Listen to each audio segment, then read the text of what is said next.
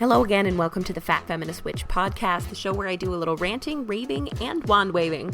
Today I'm doing a little less ranting and raving, and instead I've got Nicole and Michelle, the creators of the 30 Days Magical Roots Challenge, here on the show with me. The 30 Days Magical Roots Challenge, which you can find at plentifulearth.com, is a brand new challenge for the month of August that encourages witches and practitioners, whether they've been practicing a long time or have just started, to try out the basics of witchcraft and magic and metaphysics on a daily basis, to both craft a daily practice and try out some new things. Maybe it's been 10 years since you've cast a circle, or maybe you've never done it before. Either way, this challenge will encourage you to try out some of these basics and help build a stronger foundation for your magic, or maybe build a new one on which to build a whole new witchy practice. Either way, the challenge encourages you to try out these basics of witchcraft and magic and connect with other people who are doing the same and posting about it online with the hashtag 30 Days Magical Roots. Now, you don't have to post any of your quote-unquote entries for the daily challenges online. There's no prizes. There's no judgment. No one has to see what you do every day in this challenge if you don't want them to. But it will encourage you to practice every day and to add a little bit more magic into your life. So without further ado, here are Nicole and Michelle of the 30 Days Magical Roots Challenge. So what gave you guys the idea to create this challenge in the first place? Well, it actually started out of the weekly Wiccan chat, which you introduced me to, so thank you. Oh, I love those. Those are so great. They are awesome. Yeah, Plentiful Earth does a really good job. Yeah. I don't remember exactly how it came about, but I think it was, returning to your basics, like that would be a fun challenge. And Michelle was like, yeah, you should write that. And I was like, or we could collaborate on it. That was so great. It just kind of evolved. So was it just the two of you that came up with your daily challenges? Yes. Yeah. Did you guys do equal work, or did one of you do more? Was it like a high school project here? Well, we each came up with a list of 15 ideas, and then emailed them to each other. And then Nicole just kind of ran and finished writing it up, and it was amazing. And then Michelle did the artwork because she is very good at the graphic stuff. So it was equal amounts. Yeah, it was really fun. So it was fun. So how did you guys actually narrow down what the basics would be? Like, how did you actually come up with these 30 things? Did you guys have to toss any aside? Like, no, that's not actually any good. There was we doubled up on some of them, and so we looked at them and we kind of meshed them together so that maybe my wording and how Michelle worded it, so that we could just kind of get both of our points across. Yeah. Mm-hmm. But I don't feel like we had to really toss anything. We had a lot of the same ideas. We had a lot of different ideas, and it was like, oh, that's really cool. I like that. Yeah. And I think that I actually cheated and sent her more like 25 ideas. and then that was good because that helped with the overlap, not making us come up with more. Yeah, it's always good to have too many instead of not enough. Always. Exactly. But I don't feel like we had to throw anything away that we really wanted, so that was good. No, I don't feel like we either one of us had to make any big sacrifices. It was it just worked really well together. I think we have a lot of the same values and basic ideas, so it was really smooth. I think really we got everything done within like 2 days or something. Wow. It was kind of surreal how fast it went. You had that idea and you just had to get it out there. Right. Yes. Well, we started messaging each other on Twitter, and then Nicole was like, "We'll do it in August," and I thought, "We will," but but then it totally it came together super fast. So how do you guys know each other? Do you guys know each other like in real life, or did you meet online? We met on Twitter that exact day. That's awesome. Yeah. That's so cool. You guys actually met in the conversation. I didn't know that. Yeah. That's neat. Yeah. Yes. And that was actually my very first time participating in the Wiccan chat. Aw, Witch Twitter, bringing people together. I love that. Yeah. And so we live in separate states, but next to each other. And next month I am attending the Beyond the Gates festival that is hosted by the ADF. Very cool. And it's at Trout Lake Abbey. So it's about 3.5 hours away from where I live. And on Sunday when I come home, I'm going to stop in Portland, and Michelle and I are going to hang out. There you go. It's going to be awesome. Yeah. That is awesome. I love that you guys are becoming like real life friends out of talking on Twitter. That's what I love so much about those Wiccan chat conversations. Like, they're called Wiccan chat, but it seems like everyone on there is from all different places and does all different stuff. It's really amazing. It really is. And I mean, I'm not Wiccan either, but Aurora just makes them so easily accessible to everybody. So it's really great. Yeah, she really does. And the conversation really flows really well. It's great how many people come together. And now people are making friends. I love that. Yeah. Yeah, me too. And that was a comment that I had made was, I'm not Wiccan, so I'm not really sure how appropriate it is for me to be here. And she was like, no, you're welcome here. We want you here. So I was okay, cool. Yeah, that's what's really cool. So is that how you guys, how Plentiful Earth got involved with the challenge? Did you message them and say, hey, we did this thing. Do you want to help us out? Actually, from that conversation, she had said, that she would love to host it for us. And so she, we just sent her everything, and she worked on getting it, on the page, and got our information. So we're both listed as like guest authors or something. Yeah, I saw that on the website. That's really cool. Yeah. So she's been really great. She has, and she also set up a checklist for people to download so they can kind of keep track as they follow along. And I think people who signed up for that are going to get sort of tips via email as the challenge progresses to kind of help them keep going. Yeah, I downloaded the PDF. I got it on my computer and I got it on my phone, so I can, check it on the daily. And there's little links in there to help you do some of the things and everything. And I'm really excited about this checklist, actually. That was a great idea. For anyone listening, if you're taking part in the challenge, definitely go to Plentiful Earth and check out the checklist she has posted for you. It makes it really easy to follow along. Yeah, and you just sign up for it, and it's instantly in your inbox. Yeah. You confirm, and you'll have it.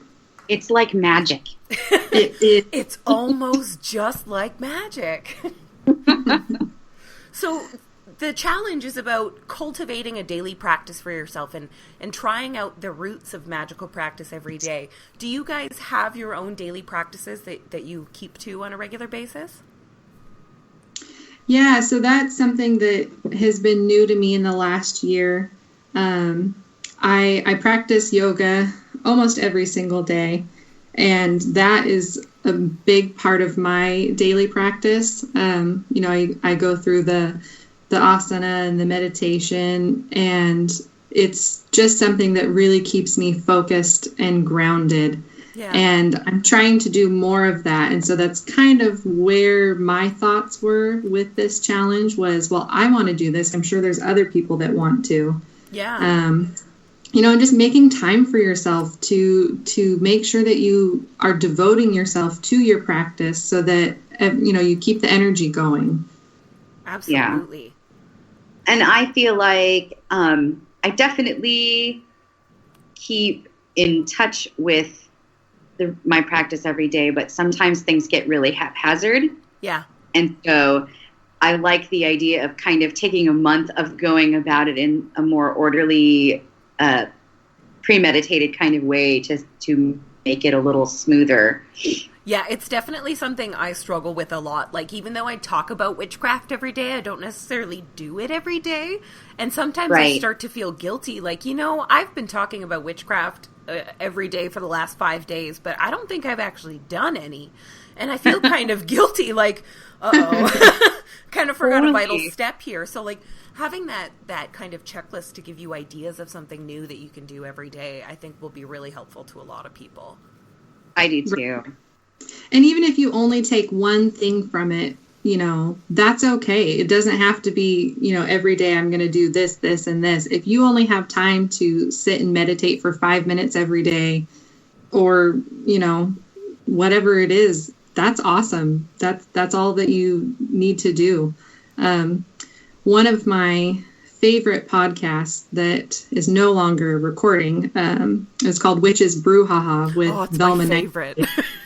Yeah. It's her favorite. She always said, do the stuff. And so that's, kind of what we're encouraging people to do is just try it, just do it and, see how it works for you. Yeah. And I mean, if it doesn't work, you're doing something different tomorrow anyway. So right. It's no big deal. Yeah. Actually, one of the things I love the most about it is that there's something different every day. And I think that some people will probably start out with it as a little, let's try this experiment, and maybe find a whole new avenue of practice that will be really rewarding for them. So I'm excited about the links that we're going to be sending people, and we've set up a Pinterest board for people to share their experiences and also share resources. And I think it's going to be not just good for helping us sort of get back in touch with our roots, but also find new ways to explore that aren't intimidating. Yeah, absolutely. Most of this stuff is great for beginners, but this is also stuff that a lot of people just don't do on a very regular basis or don't know a lot about. So it's really going to help people learn new types of things to work into their practice and expand their vision of their practice all throughout the month. Like it covers almost everything for everybody. Yeah. Exactly. Yeah. And that's what we were going for is we want new beginner practices, people to do it. And then we want, old hats to try it, because what is better than remembering when you first started practicing witchcraft and that wonder, that you held inside yourself and you're like, wow, this is so cool. Look at what I'm doing, and I love revisiting that kind of stuff because it brings back so many memories for me and just the nostalgia of it. So I'm hoping that practitioners of all scales come and try it. And, even if you only come do it for a week or two, that's totally fine. Yeah, I have a bad habit of starting challenges and ending challenges like way early, but I'm actually going to try to stick to this one. I've already set it up on my blog, so at the end of the week, I'm going to try to do a little update on everything I did every day, just a couple sentences or pictures or something. I noticed you said that people don't have to share pictures or anything like that. So what is it that you get out of the challenge if you're not getting, the photographs or, promo or whatever in return, which is oftentimes the reason these things come about? I think for me, as long as we are encouraging people, that's all I care about. I just would like to help people maybe find something new to try. So if they're not comfortable sharing things on social media, but, maybe they email us later and say, hey, this was really cool. I did this and this. That's cool. Totally worth it to me. That's really cool. Absolutely. And I also feel like the truth is this is something I want to do myself. Yeah. And the more other people who are doing it at the same time, the bigger sort of energy you build up and the easier it is to see the whole month through. It's sort of like doing National Novel Writing Month, where there are tens of thousands of other idiots trying to do the same thing.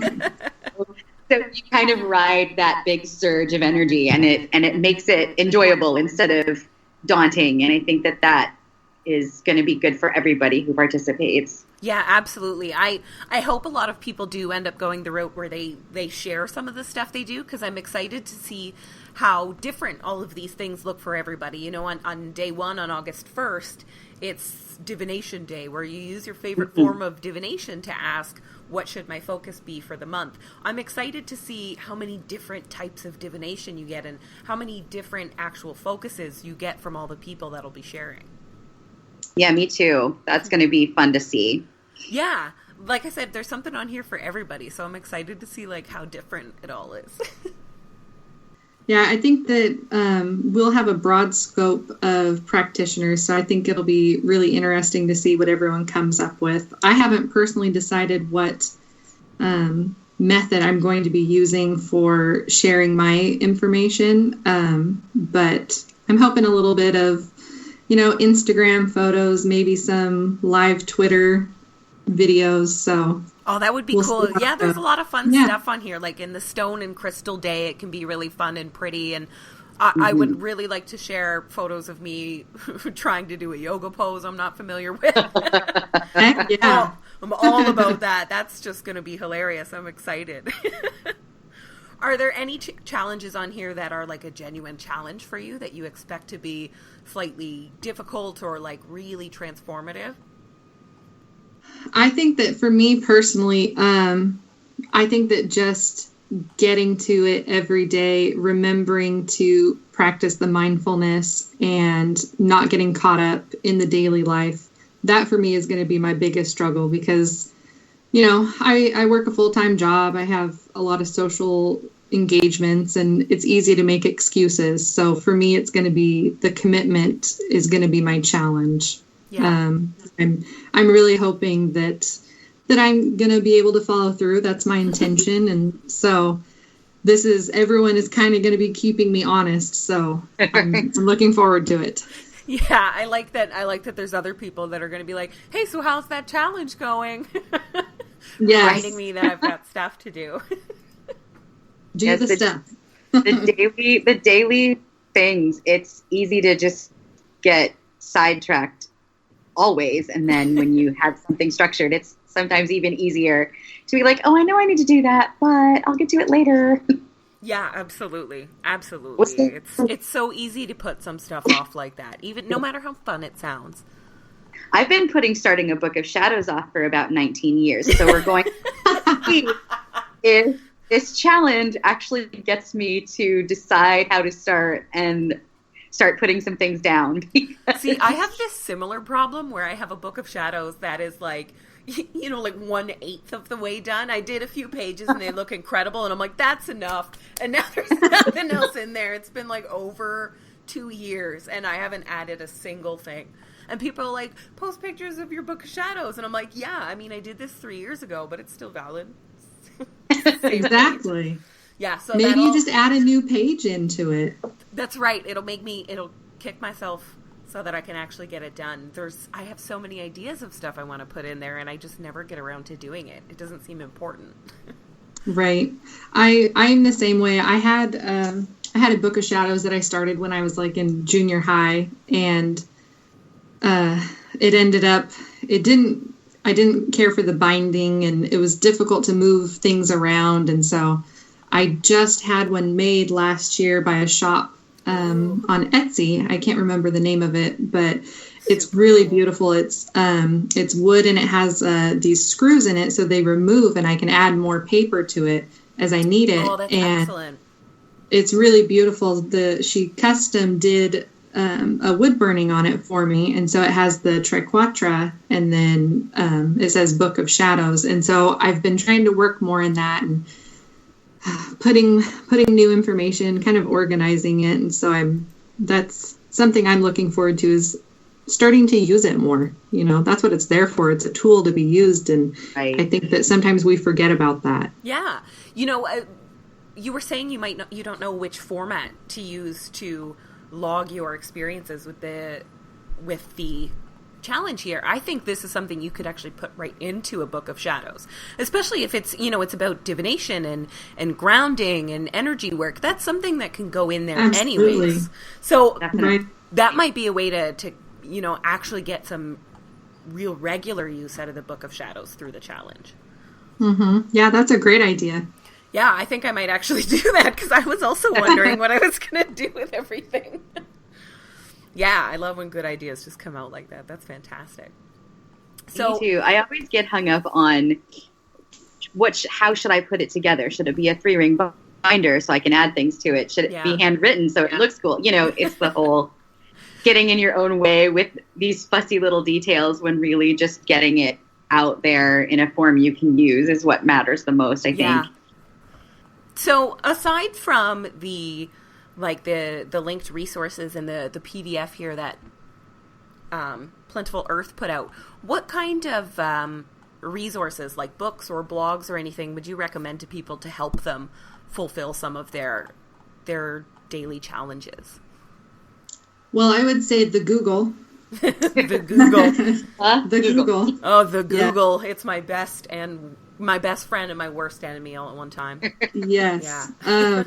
You know, my boyfriend and I were very much the same, because if we don't know something, it's instantly, all right, how do we do this? Yeah, we got to Google it. Yeah.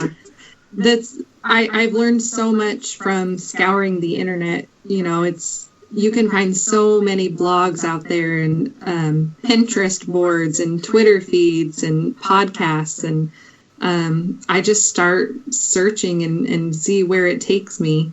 YouTube, I use YouTube a lot for finding meditations and just information about different practices and structures. And yeah, there's lots of really cool witches doing, like, they look like high production value shows on YouTube now. Like, yeah, there's really great witchy content on there. There is. Yeah. So much more. When I first started out, I remember going into these chat rooms, and they'd have like the little sparkly pentacle that spun around. And like, oh my God, so glitter cool. Graphics. Yeah. Yes. And that's what early Wicca looked like to me, is glitter graphics that spin. That's been, yes, that was the high-tech thing. Yeah, it was like... The 90s were great for witchcraft. Oh, that's my aesthetic. Yes. 90s really witchcraft is just my life. It's everything I just don't need it to change. It's perfect. Right. It's perfect. I know, 90s witchcraft was just... That's when I did witchcraft all the time.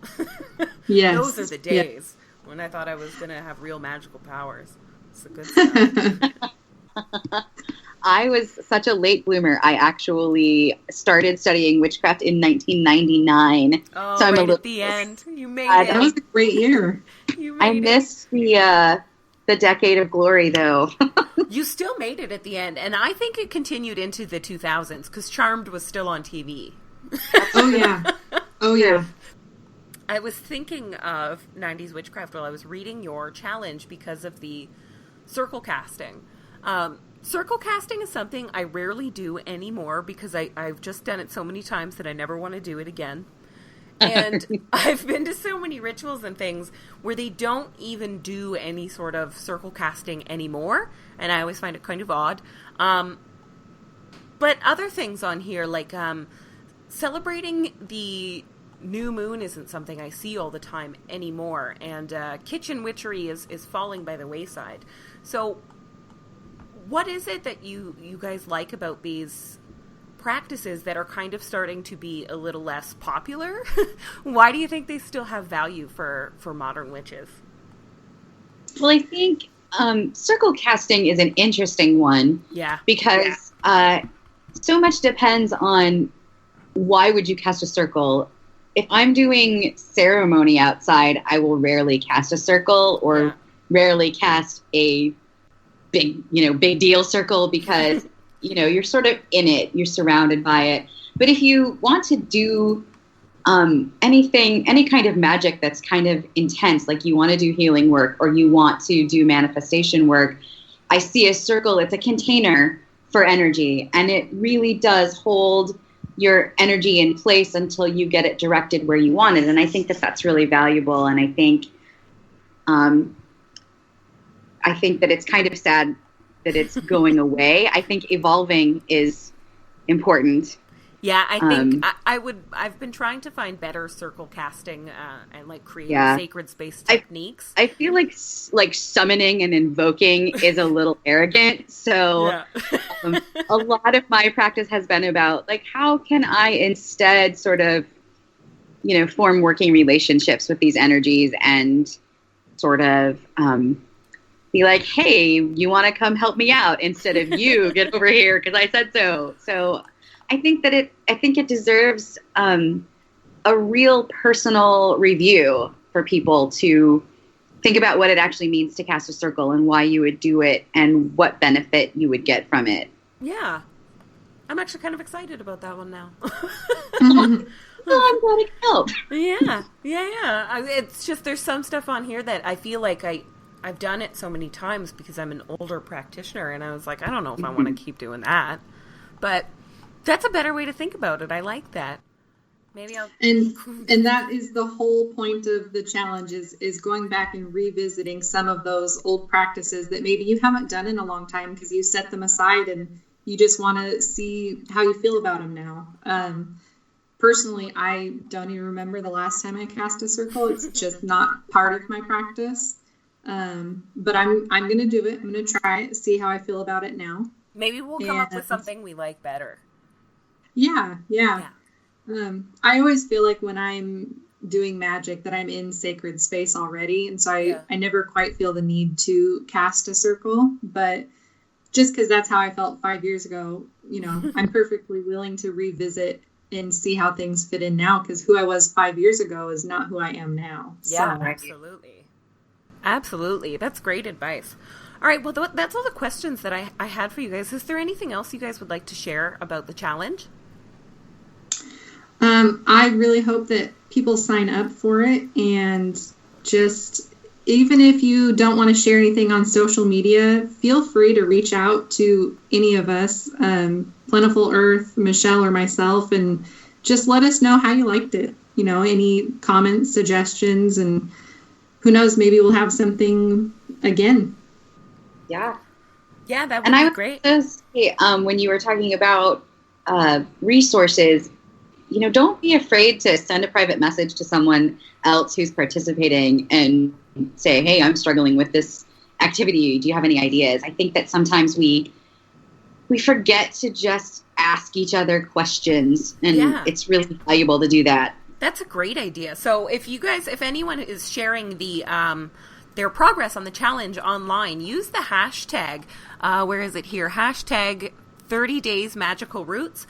And if you ever have any trouble, look up that hashtag and see who else is participating and ask questions. That's an awesome idea. Yes. And follow them, and comment, and just let's build some community around it. Yeah. Make more friends online. Yes. Challenge is already bringing people together. Let's keep that one going. Seriously. All right. Well, I think that was all the questions I had for you guys today.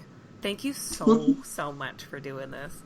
Well, thank you so much for having us, Paige. This was really exciting, and I really I'm hoping that we can make something really wonderful out of this. So I really appreciate you helping us out.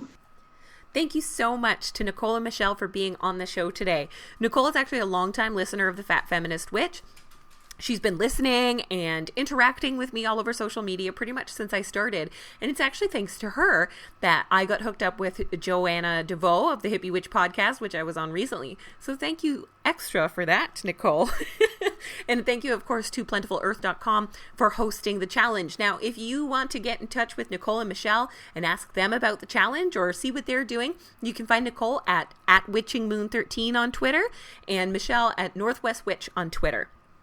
You can also look up Plentiful Earth, of course, which is plentiful_earth, and participate in the Wiccan chats on Wednesdays, which are still happening, of course, this month. If you're interested in how I do with the challenge, I will be posting a recap at the end of every week on the blog at fatfeministwitch.wordpress.com, and I'll also be sharing little updates throughout on Instagram, Twitter, and Facebook. I probably won't post something every single day, as some of the stuff in the challenge is a little bit more personal, or something I just don't think I could post online, but I will post as much as I can. I'm hoping so many of you will get involved with the challenge, and we'll share how you're doing, what you're doing, how you are practicing every day, even if it's not with a photo, even if you just post a little something about how it made you feel. I would really love to read it. Thank you so much to everybody for listening to the Fat Feminist Witch podcast today. I will have a new couple episodes for you this month at varying intervals. Like I said, I'm not going to promise when the next episode is going to come out anymore because I never keep to it.